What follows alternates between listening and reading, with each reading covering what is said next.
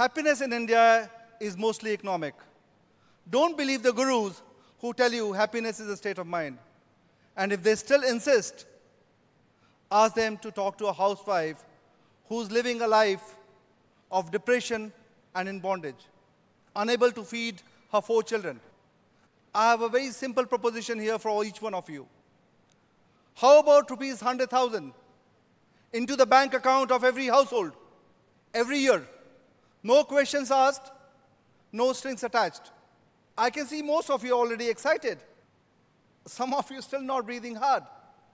But imagine, just imagine, if this proposition was made in a small town called Kachwa, about 30 kilometers from Banaras, or even in a smaller town called Pulia, or somewhere in a slum of Hyderabad near home. For the next 15 minutes, friends, we're going to talk about a very, very special initiative that we've been working on, and it's called Universal Basic Income.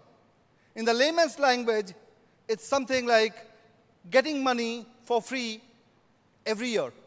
No questions asked. Now, this idea may sound far-fetched, but universal basic income is one of the most hotly debated policy themes going around in the world. It's a theme which seeks to address the issue of poverty, inequality, and several others, like life-changing events of layoffs, of drought, and other disruptions. Like most hotly debated topics, the truth is somewhere right in the middle. UBI has many cheerleaders, and they come from different ideologies. Some of them talk about the challenges associated with the implementation of UBI. Some of them talk about the benefits. Some of them talk about the features. But friends, we still have many people who question the ideology itself. UBI is a concept where most of them talk about the society, about the community. They talk about what can UBI really do for the people who are really deprived. The capitalists have viewed UBI as a road leading to communism, and the communists see the whole thing as the death of the welfare state. But like most debates that I mentioned about, the truth is somewhere right in the middle. Yes, the basic income seems to be having its moment now. Today, it gets a knowing nod and not a puzzled glance that we experienced 3-4 years ago when we started working on the concept of UBI. The critics of UBI need to appreciate and understand and accept even that UBI is not a general obligation. It is not an attempt to avoid the revolt of the masses. Giving money free to everyone sounds crazy. It sounds morally corrosive. And it sounds extremely expensive. What's really incredibly expensive is poverty itself. As some of us grow rich, most of us are getting poorer. Poverty is both a cause and a consequence of inequality. And poverty is bad for the economy as well. It's a death knell of inclusion and equity. The political cost of poverty is even much more staggering. Inequality threatens public conviction in democracy and its several institutions. And that's the big picture maths, friends. Some of you must be wondering, where's your 100,000 gone? Before you raise it up, let's find out what can 100,000 rupees do to the people who are not sitting here in the auditorium. What can 100,000 mean to a farmer who's on the verge of committing suicide because he's lost his crops to the rain gods and is convinced that inequality is creeping into the next generation as well?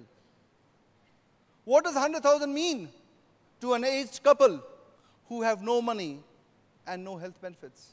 What does 100,000 mean to the young housewife? Over the last 7 decades, India has emerged as the third largest economy in purchasing power parity. growing at a healthy 7% or so. Our contribution to global growth is no less flattering. We have accounted for about 10% of all growth in economic activity across the world in the last 10 years or so. Our positive demographic indicators, as well as a healthy democracy, are the other highlights. We are in a sweet spot, friends, and the envy of the developed world. This should make us all happy. The numbers don't lie. 2 days back, the Human Development Rank was revealed, and we are still at 130. At the current rate of growth, we will take another 20 years to be in China's neighborhood, which itself is lowly ranked. This rank of 130 tells a grim story, but let me tell you, it's a fairly accurate indicator of where we are. Let me tell you some other figures. India is home to about 45% of the deprived, a term used by the UNDP for the less fortunates who suffer from multi-dimensional poverty. They are malnourished, uneducated, employed, and live a life of misery. And they number about 500 million people. They mostly live in the hinterland, a place known to each one of us. It's called Bharat. They have neither participated in the Indian growth story nor hope to. They just stand and wait outside the inclusive purview. There's no dignity in distress. Credit Suisse report says it well in numbers. Today, 10% of Indians own more wealth than 70% of the rest of the people. The super rich, that 1%, own close to about 50% of India's wealth. Can these issues be wished away? Let's also discuss about why have we been running away from the universal basic income concept. How can it be implemented? And why should it be implemented? We're also going to talk about if this really indeed is the magic bullet. In the meanwhile, let me share with you our experience of working with about 250,000 people across 400 districts in the last 7 years. And it's taught us more than the several interactions that I have with the policymakers, with the corporate gurus that I work with. Our work has taught us that 85% of Indians are in debt. Paradoxically, no bank has given them that loan. 80% of the poor will lose their entire life saving if one of their family members is hospitalized. We've also learned that a financially independent woman can change the fate of an entire generation.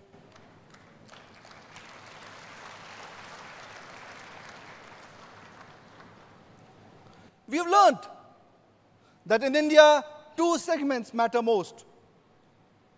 And I call them the Jawan and the Kisan.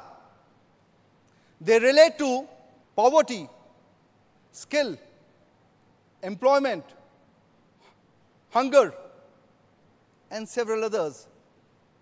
We've also learned over the last 7-8 years, working with these 250,000 people, that our education system is in a vicious cycle. We have a copybook demographic, but this is turning out to be demographic disaster, because just to capitalize on this demographic dividend, we need to create 1 million jobs every year for the next 20 years. And how do we do that? We have a labor force which has poor skills, inadequate technique, and little knowledge. The government's effort in skill development is a good idea, is a good intent, but badly implemented. There's a new concept coming up. It's called entrepreneurship or self-employed. I call them the reluctant entrepreneurs. Over the last 7 decades, self-employment has been the last recourse of the unemployed. If you can't find a job, try to become self-employed. And as they fail because of the lack of knowledge, the lack of skill, the lenders and other collaborators and enablers, they tend to suffer as well. Most of you can probably understand that all these issues that we talked about are in some way the cause and the effect. Most of them are both. Certainly all of them are intertwined. We also learned that agriculture has many more people than it needs, and the feeders to the nation are malnourished. Do I need to say anything more? Feeders to the nation are malnourished. Policymakers debate with me and mention, why are you so upset? Is our growth not adequate enough? The right question should be, is our growth inclusive? Is our growth inclusive? The Prime Minister's aim towards inclusive growth is laudable. And the vehicle he has chosen is through centrally sponsored welfare schemes. In my view, he's probably riding the wrong horse. A few months back, we heard the finance minister announce an outlay of 200,000 crores for rural development and agriculture alone. This is over several such announcements. Every social scheme has been announced. Do we see any difference? The policymakers have good advisors, but I think they have better copywriters. They sell these schemes really well. These schemes include housing, food, shelter, poverty, and. Every possible scheme has been announced. Still, close to about 50% of Indians can't have 2 square meals a day. A recent government study said this well, that 12 of the largest poverty eradication programs have been a failure. Now let's come back to UBI. UBI is forward. The idea of universal basic income is not new. Over the last 200 years, several governments have ushered in basic income by building a cradle-to-the-grave welfare states. The economy and the business flirted with minimum wages, insurance, and retirement funds. The capitalism's inability to provide a decent standard of living for the poor has been its most glaring inadequacies. The communists have measured themselves by a lower and less tangible standard, and that is intent. For some of you who think UBI is a new concept, let me share with you that in the 18th century, a philosopher, a shrewd one, called Thomas Paine, urged the government to pay 15 pounds to every citizen. He was bartering to build private property rights. Some of the erudite listeners here may be aware that a basic form of UBI is already in practice in Alaska for the last 35 years. Similar experience is underway in countries like the Netherlands, Finland, and in Brazil as well. Is the UBI the magic bullet? Now, what can UBI really do for everybody? The universal income will help build an ecosystem for the poor to march out of the poverty trap. There are many more benefits, like providing everyone a life of dignity. They all seem like a good reason for us to pledge at least some part of our income to the 65% of the Indians who are abandoned. To me, UBI is buying the poor out of poverty, plain and simple. Let's buy them out of poverty. I've also been confronted by policymakers about, can we afford it? And this is the question most of you must be asking here. Can we afford UBI? A back-of-the-envelope calculation clearly indicates that dismantling and disassembling the 1,000 welfare schemes that we have, doing away with the non-merit subsidy that some of us are entitled to, tinkering with the defense budgets, and doing away with the outlays for the corporate sector should easily do it. Eradicating corruption and building an efficient system will only add to the threshold. Here is the key. Let's rethink India, where the farmers are not malnourished, where the housewife is not distressed about the next meal for the family, where entrepreneurship is not the last recourse, but the first choice of every young person. In my view, UBI implementation is not economic, but political. Most policymakers ask me, can we really afford this? And I tell them, the right question is, can we afford not to? It's not if.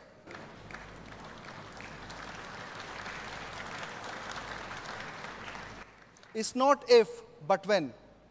If Mahatma Gandhi was alive today, he would give it much more than a nod.